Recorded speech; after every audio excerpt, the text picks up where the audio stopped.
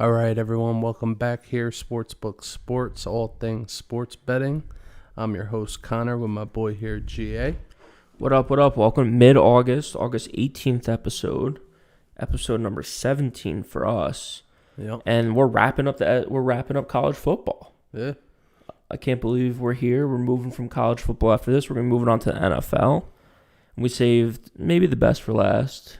Yeah, I think the best conference overall for sure. Yeah, there's some good teams here in the SEC. I was going to say we ran through the Power 5 conferences. Maybe we'll do a little, maybe throw another one in here, like a little MAC conference. I was wondering if you wanted to do just like a mixed bag. Like we'll do one more episode of like our favorite overs and unders. Yeah. Or favorite picks from just all the other conferences, because there's some good teams out there. There's some great lines out there for overs and unders in these smaller conferences and stuff that get a little less attention. So before we get started, those SportsBook Sports on Instagram and YouTube, SportsBook Talks on Twitter, we're mixing it up there. We're, mix it up on what we like day by day. We're doing the 100K challenge still, so we actually have a couple picks for that as well. Again, started with $10,000 each, and we're battling through baseball, getting ready for college football and the NFL to kick off, to see if we can turn that $10,000 into $100,000. And we kind of do those intermittently when we don't have too much going on, but we have a lot going on right now.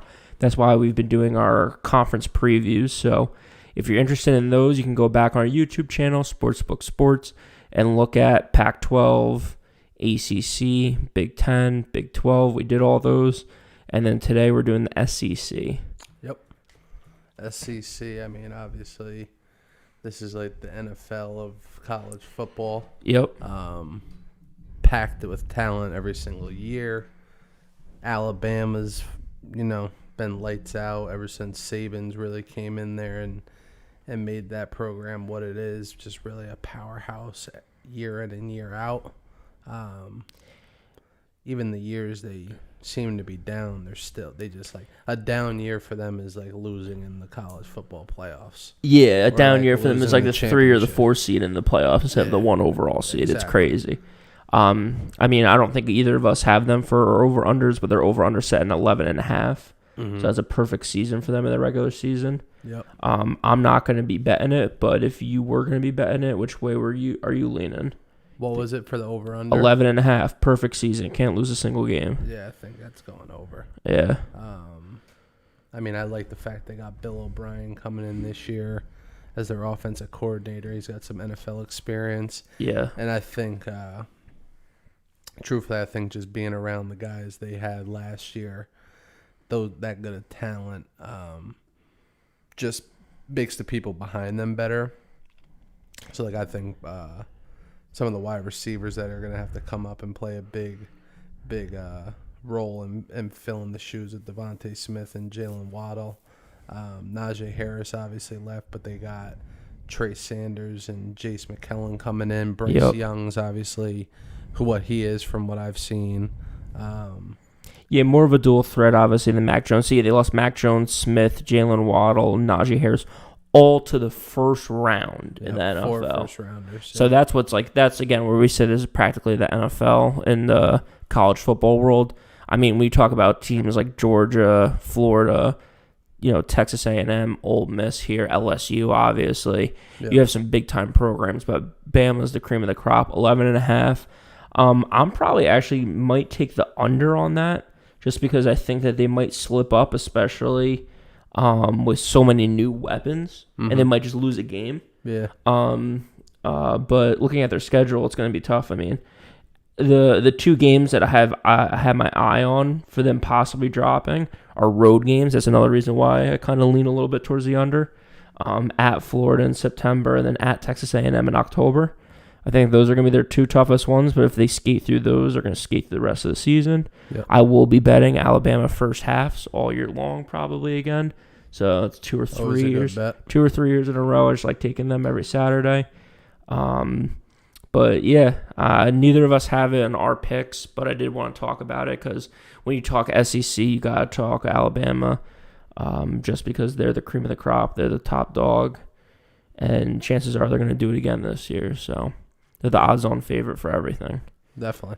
I was going to say, I do have them as the West Division winner for the SEC. Okay, so let's look at that then.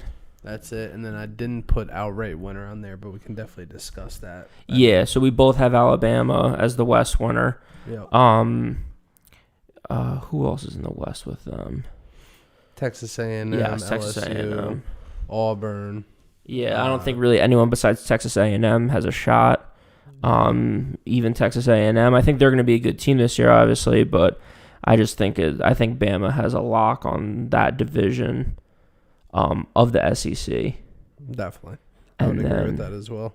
For the SEC East, there's kind of two teams, again, in my mind, that kind of sit at the top, and I feel like you could kind of go either way with this. I went Georgia for my pick. Mm-hmm. I just think that they have a little bit more established talent and returning talent than Florida. But if I was betting it, I would be looking at Florida just because you get some pretty good odds with them. Yeah. And I think they're gonna have a good. I think they're gonna have a good year.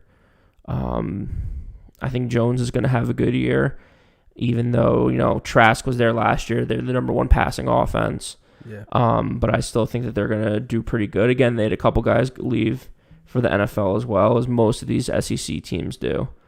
So, but me personally, I'm leaning on Georgia. Like I said, I think they just have better returning talent. I think that they're going to have a little bit of a better defense. I think they're going to have a better offense. JT Daniels, I think, is the front. I don't know if he's the front runner for the Heisman or if it's Rattler out in Oklahoma, but I think he's going to have an amazing season. Let's look at the Heisman right now. So, yeah, Rattler's plus 800, JT Daniels plus 1,200, so they're right there neck and neck. Yeah. As I said, I think Georgia's just going to be a step better than Florida.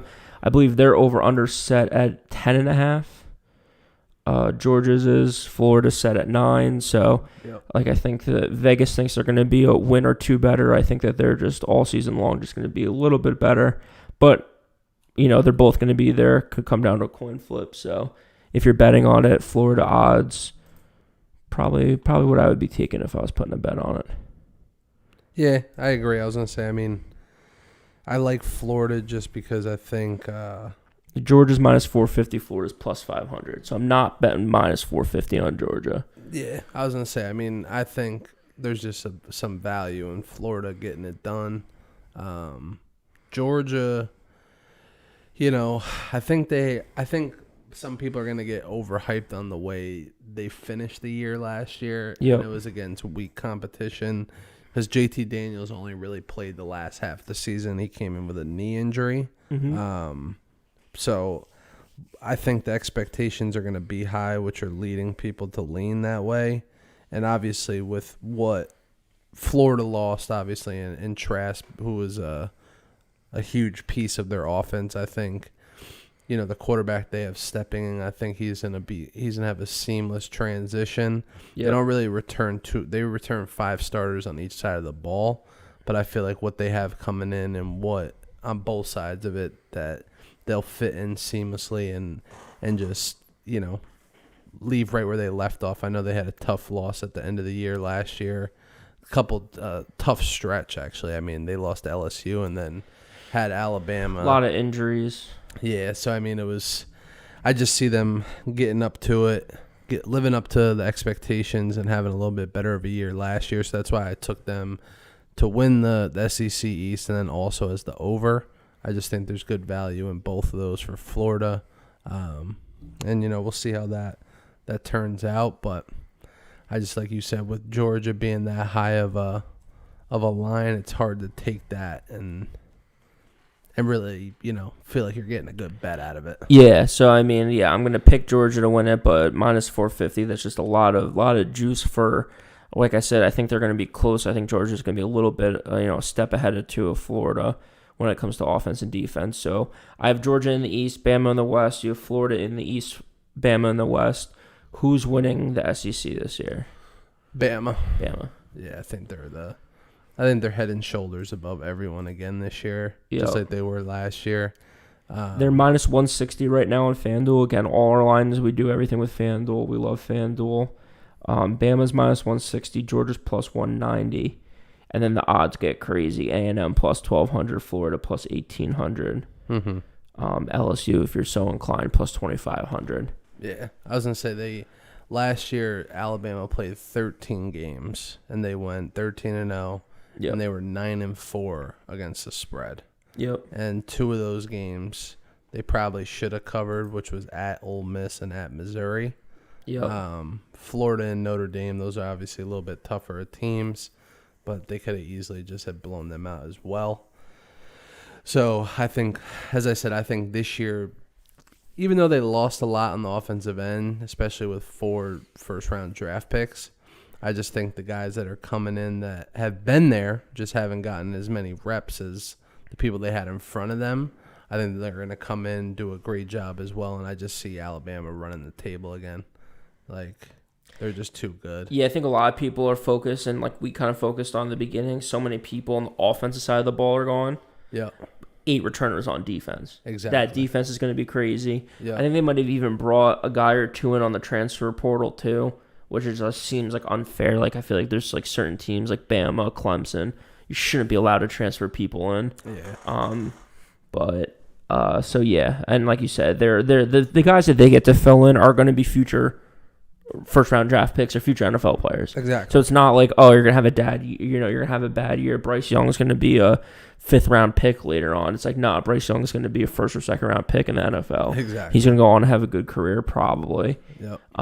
As well as the skill positions that they bring in at wide receiver and running back. I mean, I don't know, but I'm looking at fantasy football as well, getting ready for drafts and stuff, and I feel like a third of the league just has like Bama running backs. Like, I don't know that for a fact. Yeah. I could be making that up, but like I just feel like when you just look around the league, there's just so many people that play running back that went to Alabama.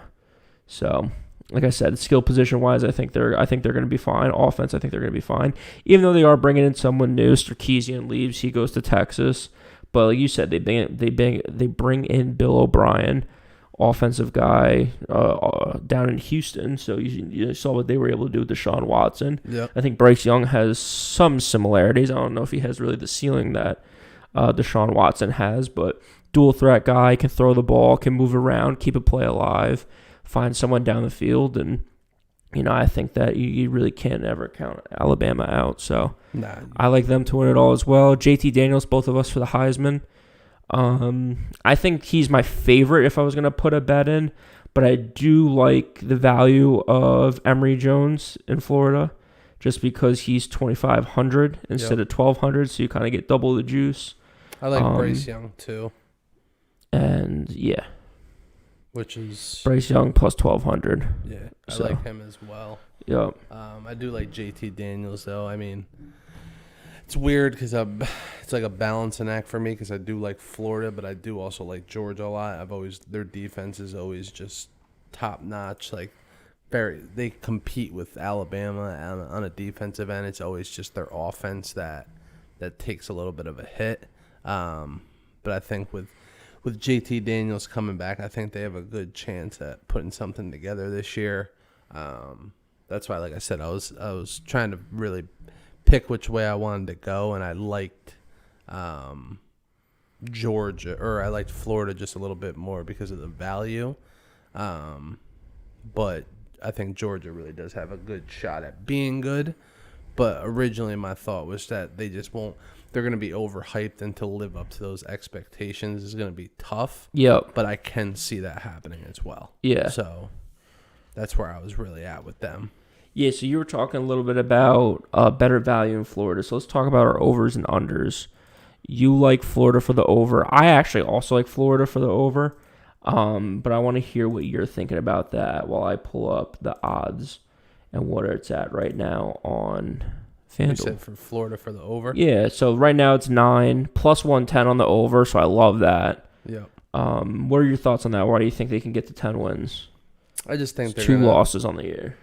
Yeah, I think 2, 4, 6, 8, 10, 12. So they have 12 games that they're playing. Yeah, they get 2 losses. Yep. I mean, I think they're only losing realistically to Alabama and Georgia on their schedule.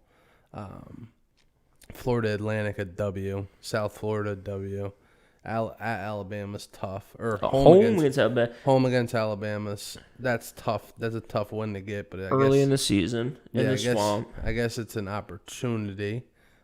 Tennessee, easy win. At Kentucky, should be an easy win. Vanderbilt at home, easy win. LSU could be potentially a struggle, but that's another one. I don't see LSU really having a big year this year. Yeah, that at should LSU. be a win.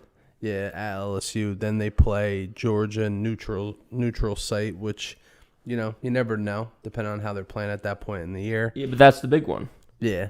And then the rest of the year, I think they skate through. Like I said, I only see them losing to really Alabama or South Carolina or in Georgia. Georgia, yeah. And the rest of the games, if they play the way that I think they should play, I don't think they really have a. And that's why I like Florida. It's just because of the schedule. Like, the talent's there. I mean, these are top tier SEC teams. So when you're talking about Alabama, Texas A&M, Georgia, Florida, you're talking about these top tier teams.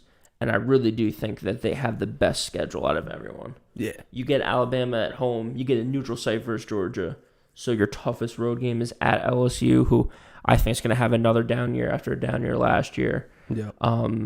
So I think that you have the potential of losing one game all year. You have the potential of going undefeated all year. If you're exceeding expectations, you get that win at home over Alabama. Yeah. And Alabama just takes a little time to put it together. But either way, you lose those two games, you're still good on the over. Exactly. So, and I think maybe they have a slip-up game, but then if they catch that in between that and the Georgia game, they might come out extra motivated to win that Georgia game. And I just think if it what is it on FanDuel? Is it at 9 or was it 9.5? No, it's at 9 plus 110. Plus 110. That's why I like it even more because plus 110 they got to get the 10 and the push. I think saves me. Yeah, exactly. You can drop 3 and get a push, which is fine. Yeah. But if you're gonna win it outright, you're gonna look at two losses on the year. And to me, like you're saying, there's 2 losses that I could see. But even those games, I wouldn't count. I wouldn't just mark it as a loss and move on. I think they can be competitive in both those games. Definitely, 100%. All right, so let's pull up what I got. So I have for my over, I have Kentucky right now on FanDuel. It is 7 even. The odds are a little juiced. It's minus 120 right now. I'm okay with that. I will look as it gets closer to the season if there's an alternate line for it at 7.5. Because I would love to try to get it closer to even money. But even at minus 120, I don't mind it. I think that, again, for Kentucky, for me, it comes down to the schedule. Yeah. So, Mark Stoops is there. He's in his 9th season, which I like that. He's been there. He's established. I forget where he coached before. Was he Oklahoma before he was in Kentucky? Mark Stoops. Yeah. Yep. I believe that's what it was. And I just think that they're moving in the right direction. I think they had a good year last year, offensively and defensively. I think their glaring problem is passing the ball, and they brought in I'm blanking on his name right now, Levis from Penn State. Okay. And I was just talking to you beforehand. He's going viral the last day or two because of the way he eats a banana, which honestly I like him more. He eats it like an animal. He eats it with the skin on and everything. The dude's a fucking weirdo. That's some other shit. Yeah. He's obviously doing it for attention, but I like it. So in Penn State, he was kind of, when I watch his game tape, I don't know if he was kind of like a backup guy, kind of change of pace guy. He, to me, right away, as soon as I start watching him, is like, okay, this is just Taysom Hill. Yeah. Bigger guy, white dude, runs the ball, can throw it, but I think he's been working on his passing game. They're talking about how they don't want to use him as a primary runner this year in Kentucky. Last year they had a guy that could run the ball as well, so that fits their scheme a little bit. But I think they were in the bottom 100 in ranking and passing. So I think that they're going to focus on that this offseason. With COVID last year, you get the whole offseason to train and stuff like that this year. So I think their passing is going to be better. And what I liked, again, like I said earlier, is their schedule. So they returned 7 on offense. They returned 6 on defense. I'm happy about that. And then if you start looking at their schedule, they're favored in 8 games, and I'm happy about that. Underdogs in only 4. Mm-hmm. And they start off the season at home with 3 easy wins. L.A., Louisiana Monroe, Missouri, and Chattanooga should all be easy wins. Yep. At South Carolina, I think South Carolina is going to be bottom of the SEC this year. So I'm counting that as a win. They're right now projected to be -5. I'm okay with that. So you start out the season 4-0, 3 home games in September, and then you get to a tough part of their schedule. So you're home against Florida, you're home against LSU, Yep. you're at Georgia, you're at Mississippi State. In my opinion, LSU, I think, is going to have a bad year. I think LSU is going to be a close game, but chances are Florida, Georgia, Mississippi State are losses. Yep. So right now you're sitting at 4 wins, 3 losses with 1 coin flip game with the LSU game. And then you get Tennessee, Vanderbilt, New Mexico State. That's 3 wins. So you're sitting at 7 wins right there. 4 to start the year, 3 to finish the year. And then you have your last game of the season is at Louisville. Mm-hmm. Louisville can be good. Louisville can be bad. We talked about them in our preview. I like Louisville this year, but there is a realistic chance that they're just not as good as I think they're going to be. So because of that, I think that can be a win. So you have kind of, in my opinion, 7 wins that gets you to your 7. You have 2 kind of closer coin flip games with at Louisville and home against LSU. And then you have 3 games that should be losses: Florida, Georgia, Mississippi State. But again, if Mississippi State's not playing as well as people are projecting, if Kentucky's playing a little bit better than they're projecting, I think some of these closer games can come down to it. And you might be able to get 8 or 9 wins out of Kentucky this year. I was going to say, I just looked it up, though. Mark Stoops is the brother of Bob Stoops. Bob Stoops, who used to coach Oklahoma. at Oklahoma. Okay, Yep. so I knew the name. Like I said, I'm happy with the way they're going. I think last year was kind of a weird year with COVID for everyone, but I think that they were good on defense. They were ranked in the 40s and 50s on a lot of defensive metrics. Rushing the ball, they were fantastic. And then this year, like I said, passing, they were kind of bottom 100 out of 130 teams, which is not good. But I think that they bring in this guy from Penn State.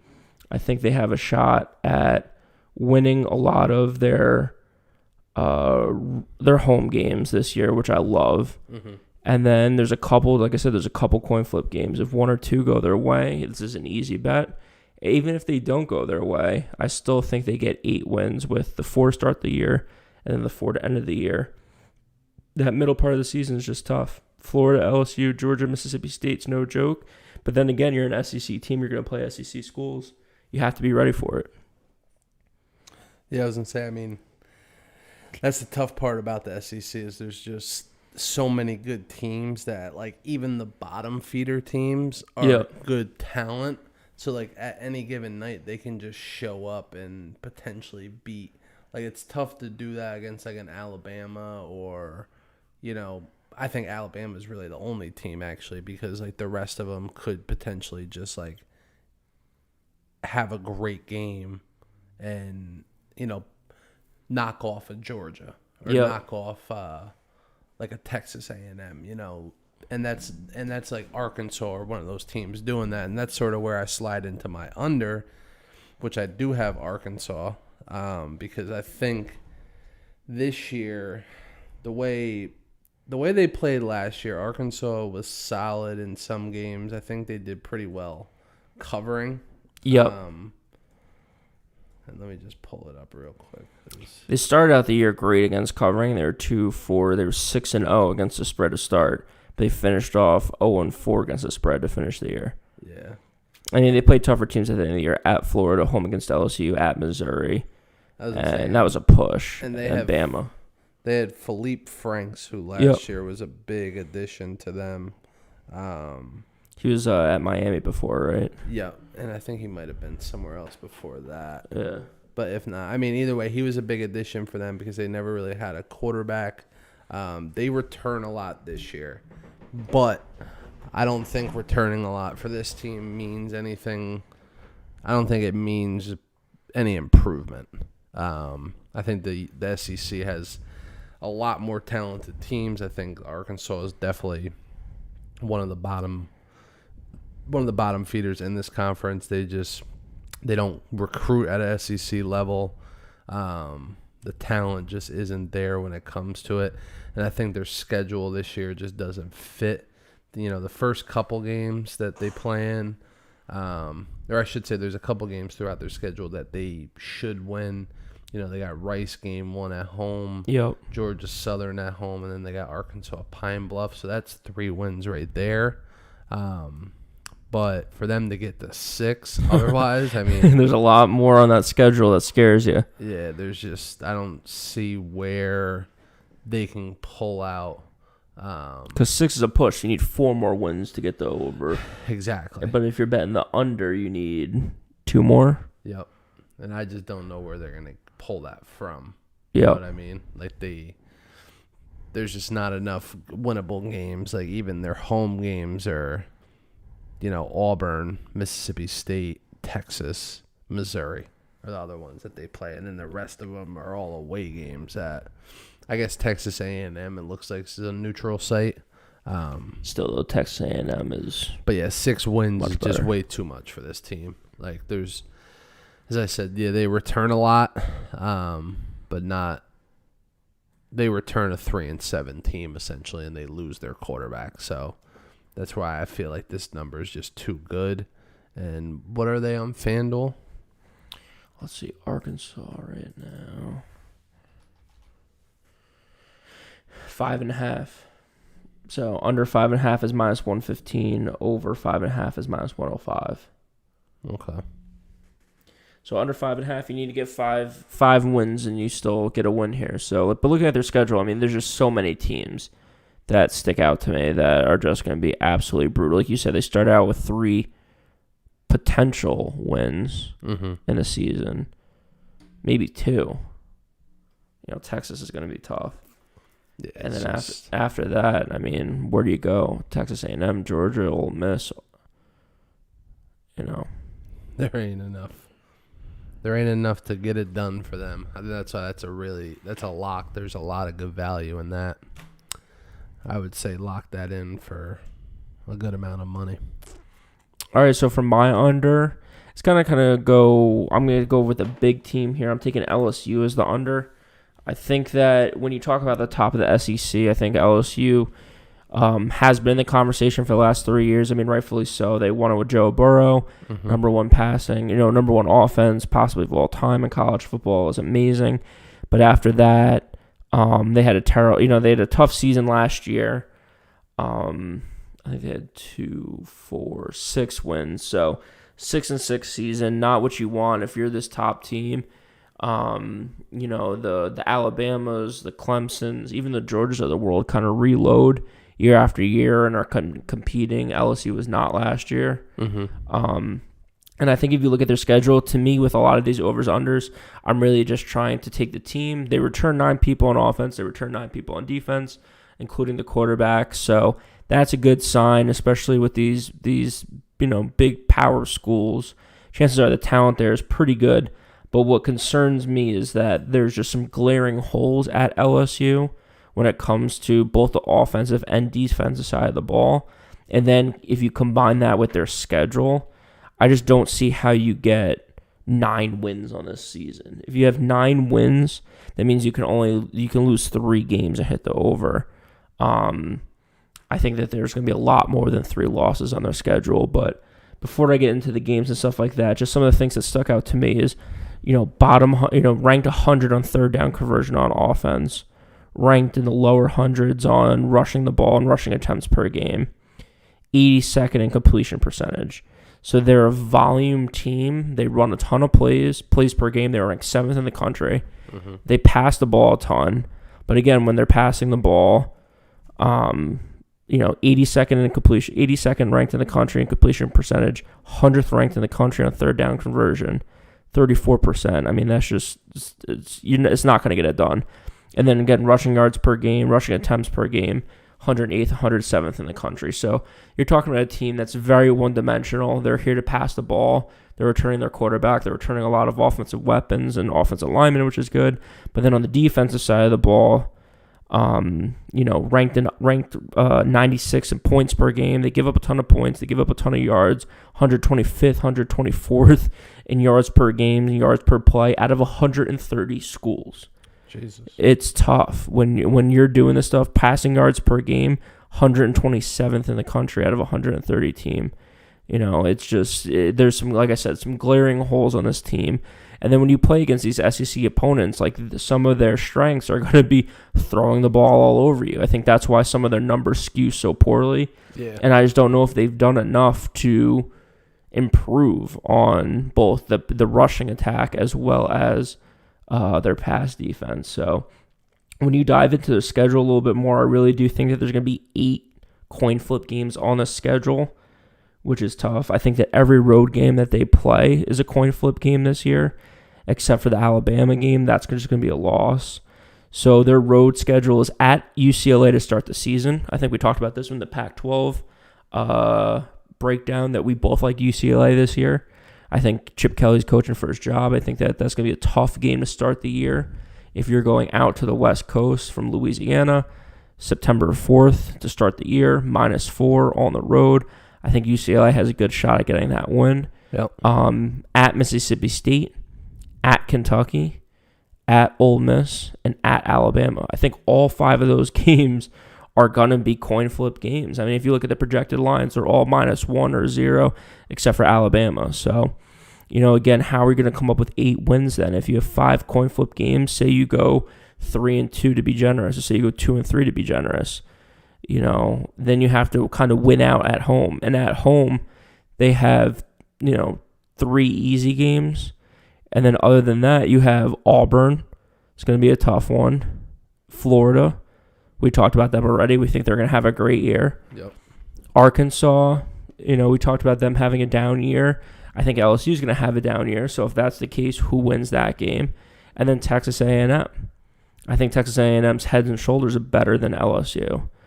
So again, you're looking for, if you're going to bet the over, you're looking for 4 or 5 losses on their schedule. I think Texas A&M's a loss. I think Florida's a loss. I think Alabama's a loss. And you can pencil those 3 losses in. Then other than that, I think you have Ole Miss, Kentucky, Mississippi State, and UCLA. If you lose 2 of those 4 coin flip games, especially because you're on the road in each one of those games, that's 5 losses on the year. That's the under. Yesterday when I checked, LSU was +115.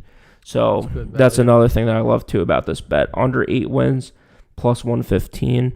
I think that they do have some kind of easy win games, especially at home. They have 3 or 4 games that should just be routes, which is good. But their schedule, especially their road schedule, is very tough all year long against the SEC. Mm-hmm. And then their home games, I mean, Florida, like we said, I think is going to be formidable. Texas A&M is going to be formidable. And guess what? Both of those teams do extremely well. Throw the ball. Yep. Florida's number 1 in the country last year. Texas A&M's top 25 in the country last year. And then you're going up against the 127th ranked pass defense. I just don't see it happening. Like I said, I think that they're one of those teams that isn't at the point yet with Alabama and Clemson where they're just perennially good year in, year out. Yeah. However, I think that they get a lot of love year in, year out, and that's why I think the line is so high. I think that's why, -135 right now on FanDuel. So that leads me to believe a lot of people are betting it, moving the line. I just don't think it gets done. I love Ed Orgeron, his 6th year there. I think that they have kind of a moving pieces when it comes to the coordinator position. Mm-hmm. 1, because of the success that they had, and then 2, I think they just had a bad year last year. So I just don't see them getting it done this year as far as the over-under goes in the SEC.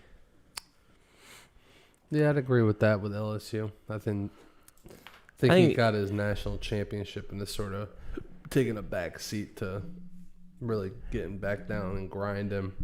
the way they were before that. I think if this was another school besides LSU, you had all the same players, all the same metrics, and all that stuff. I think the over/under is set at 6.5. Yeah. I think that Vegas and Vegas rightfully so moves it up a game or two because it's LSU. Yeah. And then they know what the public will do. And then if you look at the betting on it, the betting's -135 for the over. Mm-hmm. So it's like they know it's going to go over and they know it's going to get bet heavy. So I think that they just moved the line up on these guys. So, yeah, like I said, I think LSU maybe next year they're back to contending, but I think they're going to have a down year this year. Yep. So, again, Bama winning it all for us. JT Daniels for the Heisman. My over is Kentucky. My under is LSU. Connor, your over is Florida. Your under is Arkansas. Mm-hmm. That's our SEC preview. Yep. For the 2021 college football season. That's our last preview for the 21 football season, unless we throw one in there with a couple mixed bag of some overs and unders and some other bets that we like. We might have one more thrown in there. But one of the things we talked about earlier is a 100K challenge. Let's look at our picks for tonight for the 100K challenge. Yep. Because we want to get these out. I'm going first. I love the Astros tonight, -1.5. I think they just had a tough loss yesterday against the Royals. Greinke's on the mound. I think that, like I've been trying to do with August, I've been trying to find good teams that are coming off a loss against a bad team, looking to play better. So I think that Houston gets that done tonight. I'm betting 250 on it. It's 250 to win 208.33. It's -1.5 runs. Like I said, I like them tonight. I like Greinke being on the mound. I like their spot in general, but the fact that Greinke's pitching and it's only, it's kind of close to even money, I was pretty happy with that. Yeah, as I said, it's good odds. Yep. I'm rolling with the St. Louis Cardinals tonight. Yep. Going up against the Brewers, I think there is some value. The Cardinals have Flaherty pitching, Jack Flaherty, who's had a great season so far, 9-1 with a great ERA. I think this is just a good matchup for them. Peralta's on the mound for the Brewers, who's also had another good year. Yeah, both these guys are pretty good. 9-3, 9-1. Yeah, this is just, I think with the value and who's pitching for both of them, I think this is really a game where I see the public is sitting heavy on the Brewers. Yep. So I'm going to go on the fade route and take the Cardinals. Get them at some books have them at like -105. Some of them have them at plus money right now. Okay. I think FanDuel is plus 105. And it might even have moved since then. Yep. Because I've seen it go up and down all day, honestly, which is weird because it makes me think, like, is there some public money or is there some sharp money coming in on the Cardinals that's causing it to go up when there is a lot of money public-wise being on the Brewers? Yeah. So it's like what causes – it's either that reverse line movement or there's some sharp, heavy money coming in on the Cardinals. So – I'll take it at the plus money at what I got it at. I'm going to do 1,000 to win 1050. Perfect. All right, that's going to do it for our episode. So we gave out a pick again, SportsBook Sports on YouTube and Instagram, SportsBook Talks on Twitter. Yep. Give us a like, give us a follow. Let us know what you guys are picking tonight. We'll see you guys next time. Yeah, we'll see you then.